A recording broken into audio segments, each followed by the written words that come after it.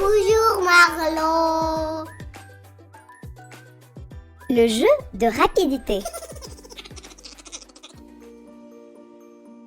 Nous allons te poser des questions et tu vas devoir répondre le plus rapidement possible. Attention, c'est aussi drôle que c'est difficile. Tu es prêt? Oui. C'est parti! Réponds par oui ou par non le plus rapidement possible si ces actions te procurent de la peur. Manger une glace. Prendre un bain. Toucher une araignée. Faire une bataille de coussins. Te promener seul dans la forêt, la nuit. Entendre l'orage. Peindre une fleur. Croquer une pomme. Croquer une pomme avec un ver de terre. Faire un bouquet de fleurs. Ranger ta chambre. Faire un cauchemar. Te gratter le nez. Faire un tour de manège. Chanter devant toute l'école. Préparer des crêpes. Miam. Manger une crotte de nez. Écouter de la musique. Aller chez le dentiste. Faire de la balançoire. Goûter un aliment nouveau. Faire une grimace. Chanter une chanson. Te faire surprendre par quelqu'un qui crie « Bouh !» Sauter dans la piscine. Faire des bulles de savon. Tomber du lit. Faire tes devoirs. Égarer ton doudou. Toucher un poisson. Explorer une cave. Caresser un lapin. Imiter un chien. Te faire gronder. Faire un câlin. Bravo! Dis donc, tu as été d'une incroyable rapidité. Oui, mais je ne pensais pas que toucher un poisson pouvait faire peur. Non, justement, moi ça ne me fait pas peur. Et maintenant, place à la musique. Nous allons te faire écouter des extraits de musique célèbres. Et à toi de dire si ces musiques ont été composées pour faire peur ou non. Tu es prêt? Ouvre bien tes oreilles. Fait-elle peur ou pas?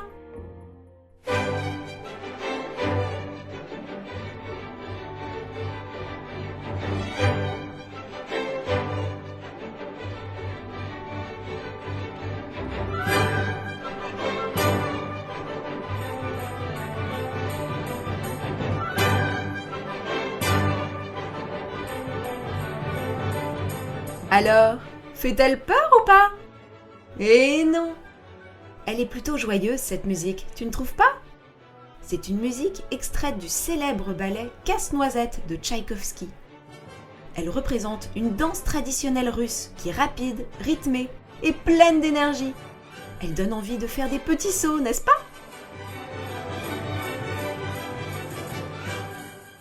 Attention, voici le prochain extrait. Écoute bien.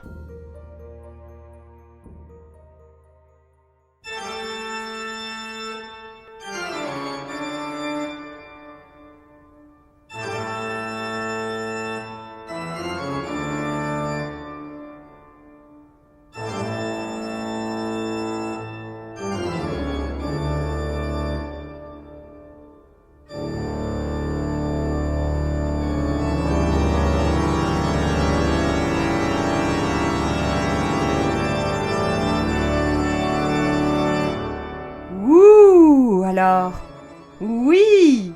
Cette musique représente une atmosphère gothique et effrayante. Elle est composée par Jean-Sébastien Bach et est devenue une icône de l'horreur. Dès les toutes premières notes, on sent une ambiance sombre, intense, presque fantomatique. L'orgue résonne comme dans une grande cathédrale vide ou un château hanté.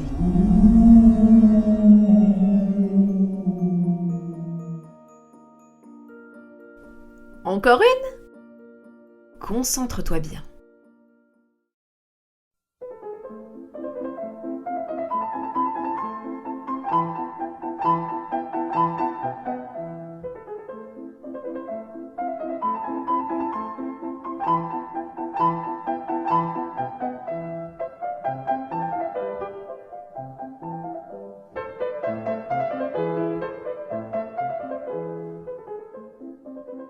Alors ça, tu as raison. Ça ne fait pas du tout peur. Ce morceau s'appelle La Marche turque de Mozart. Elle imite la musique des janissaires, qui sont des soldats de l'Empire ottoman, avec un rythme rapide et joyeux. Elle est vive, entraînante, et donne envie de marcher en cadence. On continue. Ouvre grand tes oreilles.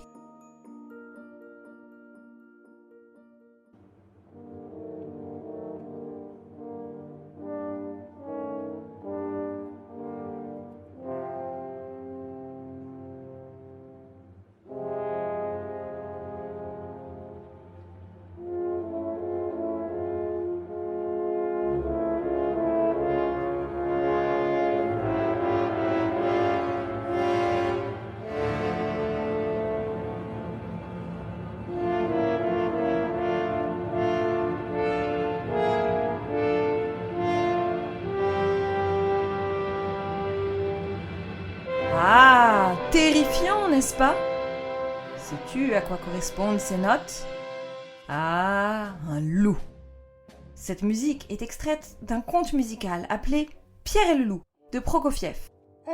Peut-être le connais-tu? Chaque personnage de l'histoire est représenté par un instrument de musique.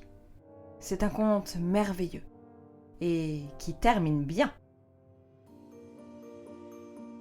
Encore une musique. Alors, peur ou non?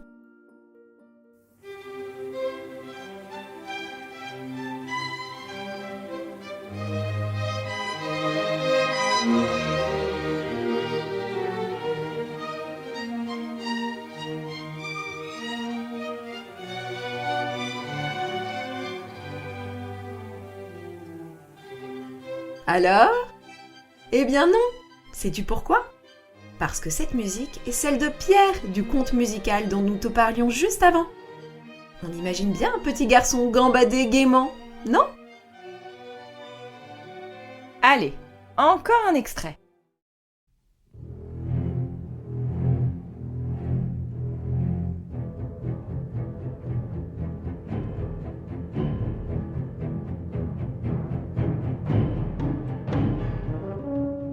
Ah! Alors peut-être reconnais-tu cette musique, puisque nous te l'avons déjà fait écouter. Cet extrait représente un animal qui vit dans l'eau, qui a de très grandes dents et qui nage de plus en plus vite pour attaquer sa proie. C'est un requin, bien sûr. Bravo! Alors, oui! Cette musique représente bien la peur. Un dernier? Oui.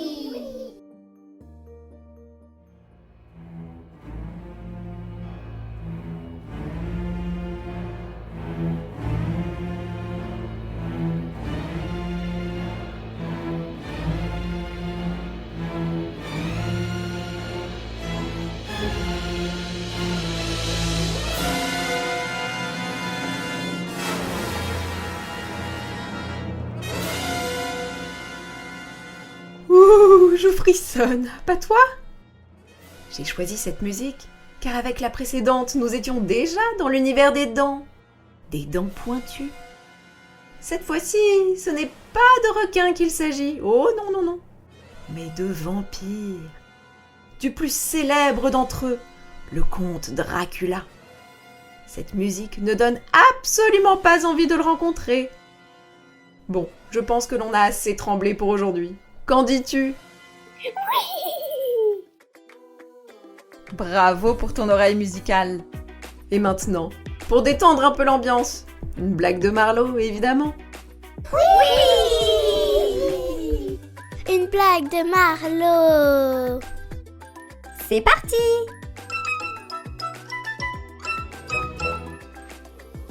Un monsieur rentre dans une boutique.